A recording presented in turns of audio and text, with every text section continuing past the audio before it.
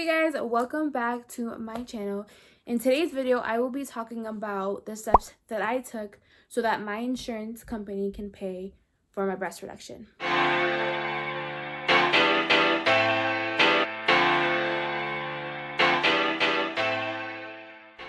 For those who don't know me, my name is Chantel. I got my breast reduction in June 2020. So as of right now, I am 3 months post-op. Loving the girls, best decision I've ever done. But a lot of girls have been asking me about how I got my insurance to pay for my breast reduction. And honestly, it was such a long process to get it done. Roughly, it took 1.5 years, 2 years to actually get my insurance to pay for it. This is such a horrible angle because I'm trying to fix my little chain. But besides that, yeah, it was such a very long process to kind of go with, but it's rewarding. So if you are finding yourself that you can't actually do the breast reduction out of pocket, then maybe doing the insurance route may be the best option for you. So I'm going to tell you guys exactly what I did for my insurance company to pay for my breast reduction. Okay, so step number 1, you guys. It is so important to talk to your physician. Be like, listen, like, I am this age, I have been growing, and it's starting to affect me. I don't like it. Right away, they're not going to go ahead and actually give you a referral. They might, they may not. That didn't happen in my case. So I complained about my back issues. And ladies, you know what bra hurts you the most when you actually have some big ones, and you know what bra is the most comfortable. And so the days that I would go see my doctor so they can see how annoying and how frustrating it would be, I would wear the bra that would really hurt me. And you know, ladies, we get that little indent with the red marks. So I would wear that one, and I would show her, like, hey, like, this is what all my bras do to me. Like, it's a lot of weight for me. I'm sure I can't do this. Like, this is actually affecting me. So what they're obviously going to recommend you is to try to lose weight, okay? So when I did that, I applied myself, I went to the gym, I tried to lose weight.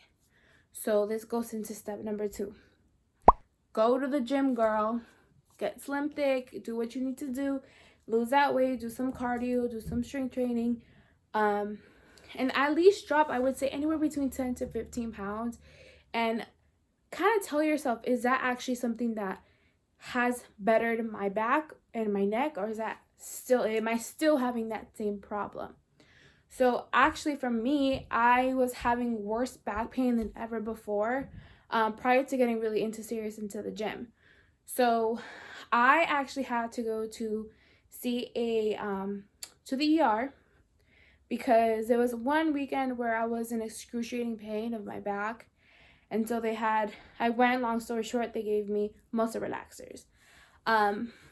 Before that too, I've also explained the reason why I decided to anywhere right here. And then I did have my surgery, like I said. So if you do guys want to see my surgery video, I went ahead and listed it right here for you guys. I did it through COVID, so this is a must watch. But anyway, I went to the ER, gave me the medicine, and I was taking it, but man, like, muscle relaxers isn't it. It isn't it.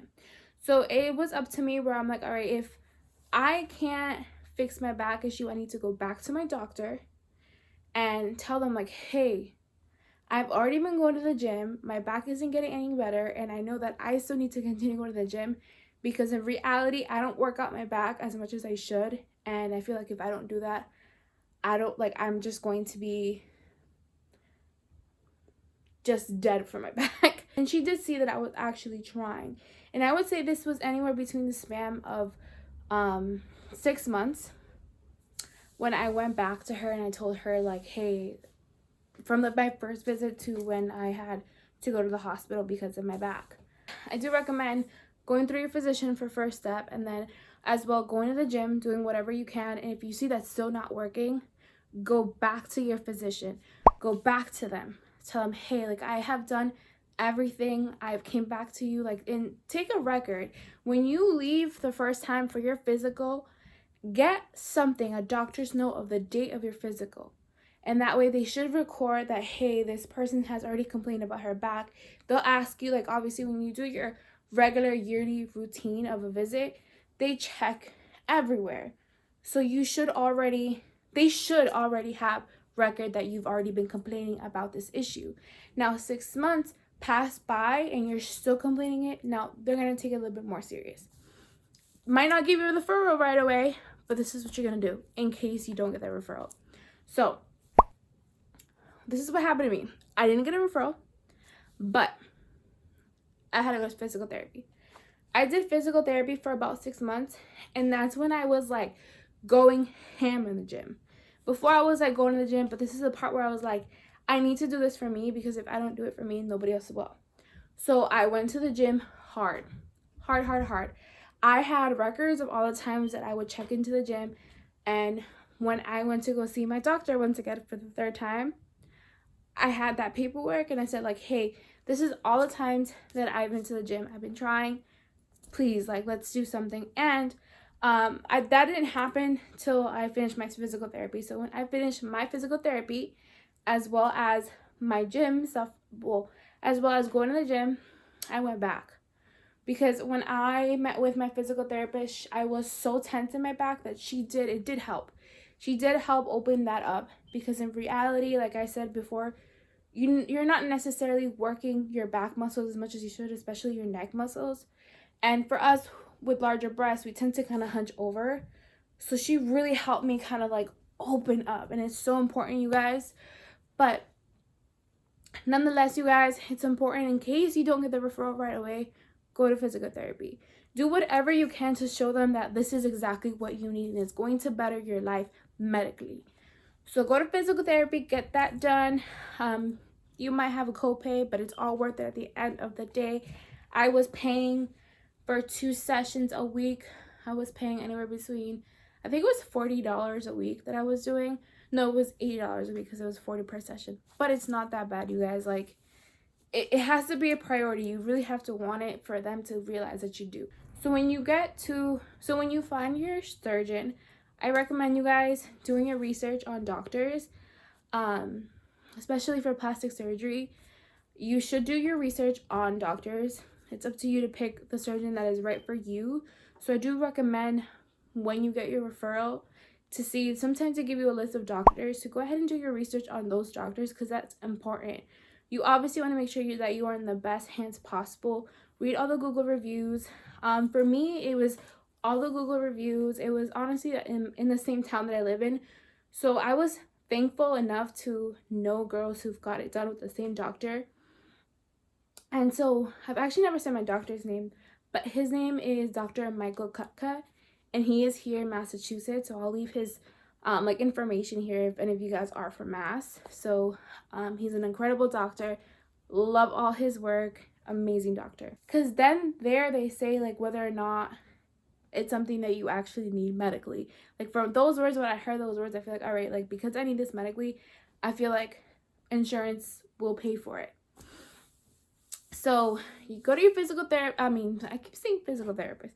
You go to your surgeon. He starts doing all this stuff. He shows you kind of where the lines will be. He shows you obviously pictures of his work. And then at that point, you leave and you ask about insurance coverage and all of that with the lady at the desk who or whoever may help you. And what I did was I gave him the information of my insurance. I gave him all the paperwork that I could have, which, again, if you guys heard earlier, what I did was all my physical therapy records, right? For the months that I went to physical therapy, the co-pays that I spent on therapy, as well as my gym records up to that date of my surgeon's appointment, okay? So right before you go to your surgeon's, like your first consultation, go back to your gym.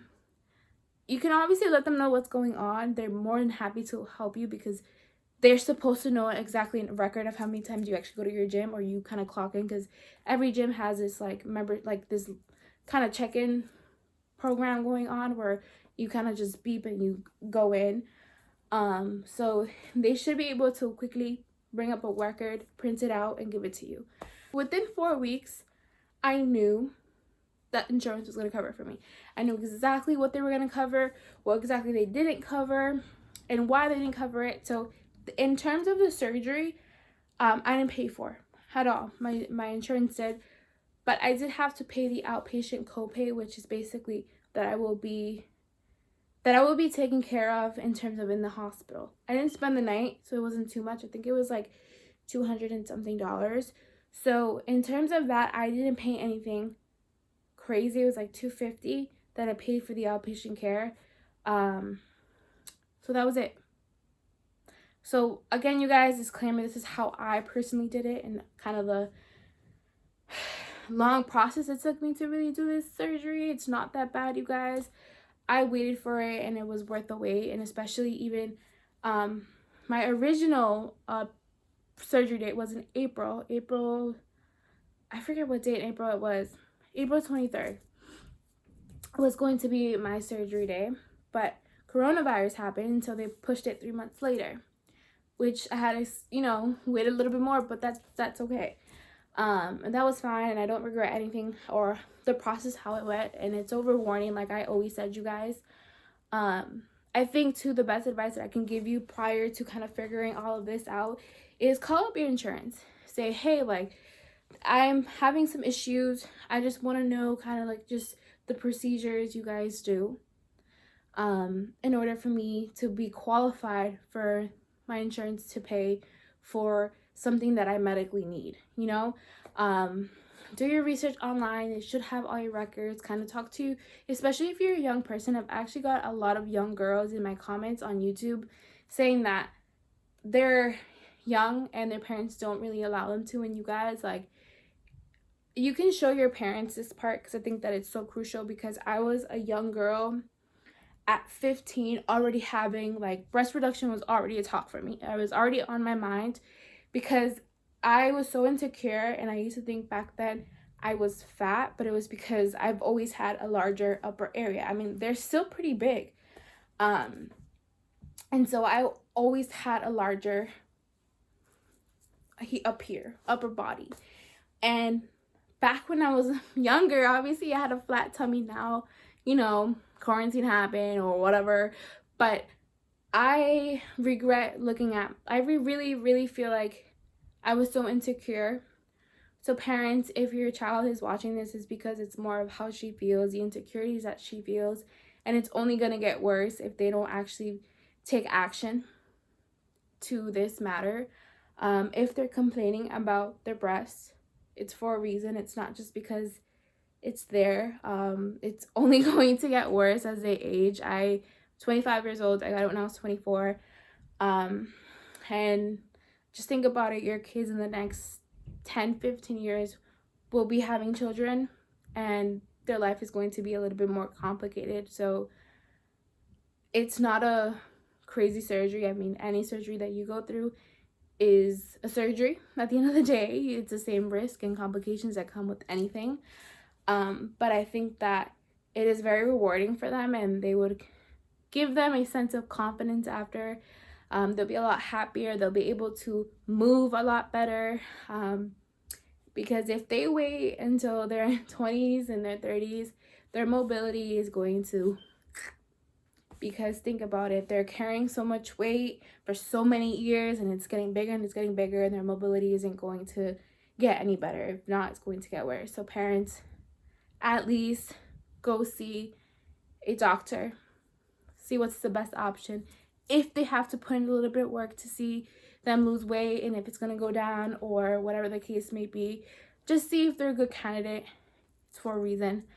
But without further ado, you guys, thank you so much for watching this video. I hope this was helpful for anyone. I always say if I can help one person, I did my job.